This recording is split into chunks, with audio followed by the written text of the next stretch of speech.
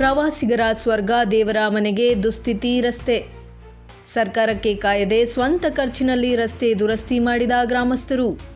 ಮೂಡಿಗೆರೆ ಸಮೀಪದ ದೇವರಾಮನೆಗೆ ಸಂಪರ್ಕ ಕಲ್ಪಿಸುವ ರಸ್ತೆ ಹಲವು ತಿಂಗಳಿಂದ ಗುಂಡಿ ಹೊಂಡಗಳಿಂದ ಕೂಡಿದ್ದು ವಾಹನ ಸವಾರರು ಹಾಗೂ ಪ್ರವಾಸಿಗರು ನಿತ್ಯ ಸಂಕಷ್ಟ ಅನುಭವಿಸುತ್ತಿದ್ದಾರೆ. ಪ್ರತಿ ವಾರಾಂತ್ಯದಲ್ಲಿ ಸಾವಿರಾರು ಪ್ರವಾಸಿಗರು ದೇವರಾಮನೆಗೆ ಭೇಟಿ ನೀಡುವುದರಿಂದ ರಸ್ತೆಯಲ್ಲಿ ವಾಹನ ದಟ್ಟಣೆ ಹೆಚ್ಚಾಗುತ್ತದೆ. ಹದಗೆಟ್ಟ ರಸ್ತೆಯಿಂದ ವಾಹನಗಳು ನಿಧಾನಗತಿಯಲ್ಲಿ ಸಂಚರಿಸಬೇಕಾಗಿ ಬಂದು ಗಂಟೆಗಟ್ಟಲೆ ಟ್ರಾಫಿಕ್ ಜಾಮ್ ಉಂಟಾಗುತ್ತಿದೆ.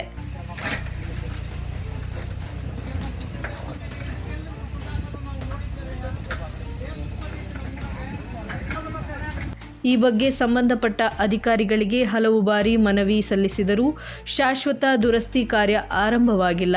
ಇದರಿಂದ ಬೇಸತ್ತ ಗ್ರಾಮಸ್ಥರು ಯಾವುದೇ ಸರ್ಕಾರಿ ನೆರವಿಗಾಗಿ ಕಾಯದೆ ಸ್ವಯಂ ಪ್ರೇರಿತರಾಗಿ ಹಣ ಸಂಗ್ರಹಿಸಿ ರಸ್ತೆ ದುರಸ್ತಿ ಕಾರ್ಯ ಕೈಗೊಂಡಿದ್ದಾರೆ.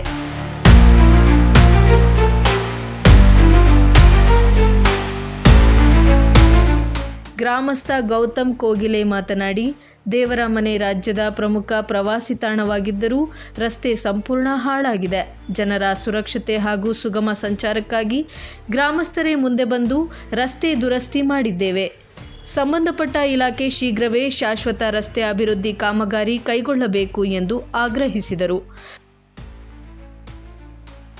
ರಸ್ತೆ ದುರಸ್ತಿ ಕಾರ್ಯದಲ್ಲಿ ಗ್ರಾಮಸ್ಥರಾದ ಸಜಿತ್, ತಾರನಾಥ್, ಆಧುನಿಕ ಸತೀಶ್, ರಂಜಿತ್ ಮತ್ತು ವೀರೇಶ್ ಸೇರಿದಂತೆ ಹಲವಾರು ಜನರು ಪಾಲ್ಗೊಂಡಿದ್ದರು.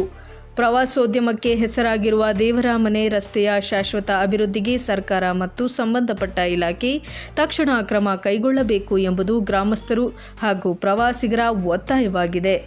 Public 18 news, Chikkamagaluru.